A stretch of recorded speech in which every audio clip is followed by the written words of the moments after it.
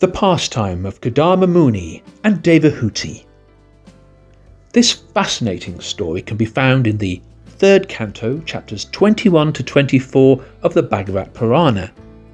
It teaches that wealth, comfort, and relationships can support spiritual growth in the long term if approached consciously.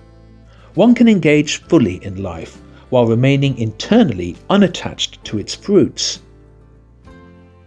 The pastime took place during the early stages of this kalpa, so about 2 billion years ago. It was recounted just 5,000 years ago by sage Maitreya to Vidura. Commanded by Lord Brahma to beget children across the universe, Kardama Muni practiced severe penance. He stayed by the Bindu Sarovar lake, encircled by the Sarasvati, probably in its celestial form then. In a Satya Yuga, pleased the Supreme Personality of Godhead came before him in his Vishnu form. The Muni, filled with love, offered many prayers. Lord Vishnu responded, "Those who serve me with devotion are never bewildered and are always most fortunate. Swayambhuva Manu, ruling from Brahmavata, will bring his daughter to become your wife. She will bear you 9 daughters, to continue the sages' lineages." The Lord then returned to Vaikuntha on the back of his carrier, Garuda. On schedule, Swayambhuva Manu and his queen, Satsarupa, then arrived in a celestial jewelled chariot. He closely approached Kardama Muni. Manu explained that his daughter, sister of the great Priyavata, sought a suitable husband. "Please accept her hand, since you are not bound to lifelong celibacy." Kardama agreed on the condition that after she conceives, he could again renounce. It was settled. After a long goodbye to his daughter, Manu returned to his capital, followed by his retinue. His city, Bahajmati, rich in all wealth, was where a hair of Lord Vraha had dropped. Enjoying life with his wife and subjects, Manu spent his life, lasting millions of earth years, hearing and chanting the Lord's pastimes. And so, Devahuti served her husband Kardama with great love, but she gradually grew thin from austerities. Compassionate Kardama offered to use his immense yogic power to help her. She requested a suitable body and house for bearing children.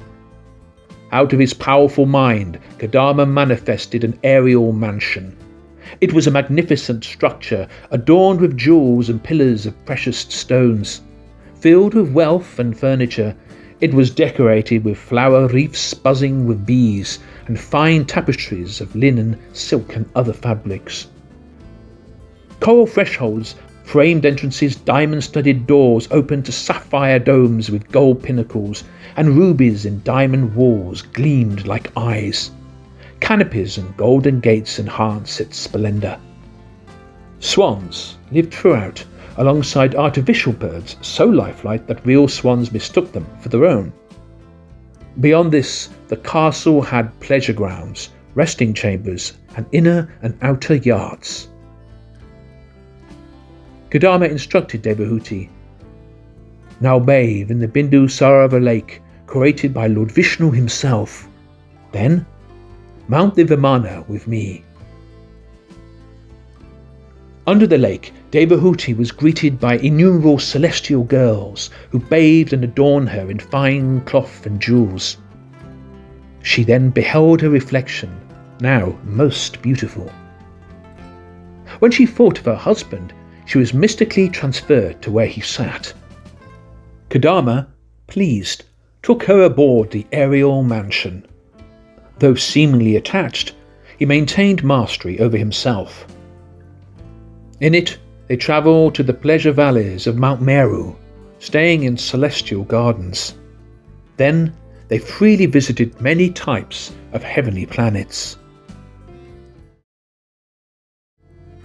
After showing his wife the full wonders of the universe for many, many years, they eventually returned to where they started.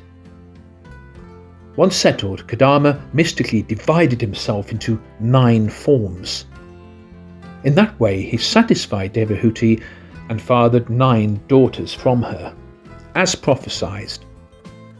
When preparing to leave her husband alone, Devahuti declared, "You have nicely fulfilled your promises, but now please grant me fearlessness. May my attachment to you become the vehicle of my liberation." Following her husband's guidance, she worshipped Lord Vishnu devoutly, who eventually appeared within her womb. Demigods celebrated his descent as Lord Kapila, who restored Shankar Yoga knowledge. He even gave spiritual instructions to his own mother. Meanwhile, Kardama had renounced everything. When he eventually passed away, he returned to Godhead in the spiritual world, Vaikuntha. Thanks for watching. Now please share with others.